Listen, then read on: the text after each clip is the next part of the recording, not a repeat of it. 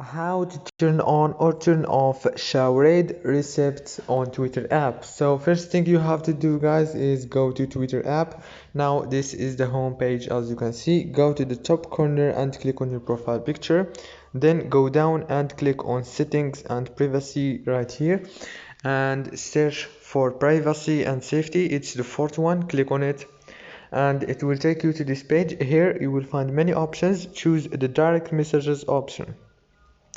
Now, as you can see, you will find show read receipts. You can turn it off or turn it on as you want. So you let people you are messaging with know when you've seen their messages. It's very easy, and I hope this video was helpful. See you later, and thank you so much for watching this video until the end. See you later.